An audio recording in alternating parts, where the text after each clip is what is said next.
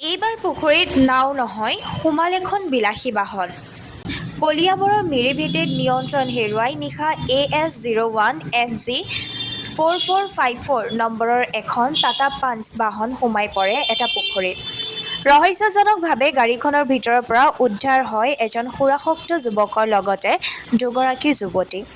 স্থানীয় ৰাইজৰ তৎপৰতাত তিনিওকে উদ্ধাৰ কৰে যদিও ঘটনাটো সংঘটিত হোৱাৰ সমগ্ৰ অঞ্চলটোত পৰিণত হয় চাঞ্চল্যৰ।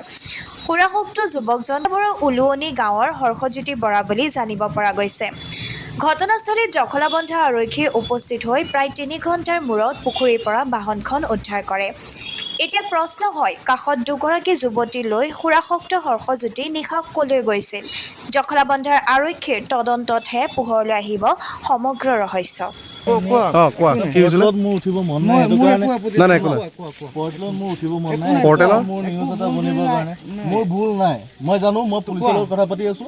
মই সেইটো কাৰণে মই হেৰি কৰিছো কেমেৰাত চাব মোক কিয় নালাগে মোক পৰ্টেলত নকৰো বুলিতো মই দাদাহঁতক কৈ আছো ন। মানে কি হ'ল ইমান ডাঙৰ দুৰ্ঘটনা এটা হৈছে আপোনাৰ? ইমান ডাঙৰ দুৰ্ঘটনা হৈ গ'ল।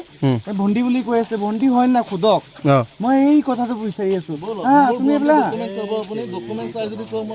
মই এইবিলাক একো কথা ক'ব নাযাওঁ, যিহেতু গোটেই ৰাইজে চাই আছে। মই এটা কথা ক'ব যাওঁ, তুমি কোন তাৰ? তুমি যদি কৈ আছা মই তাৰ বোলে ভণ্টি বুলি কৈ আছে, হয় না কওক? ৰাইজে চব শুনিছে ভণ্টি বুলি কৈ আছে। তুমি ভণ্টি হিচাপে তোমাৰ দাদা হিচাপে তুমি ক'ব লাগে পৰিচয়টো দিয়া।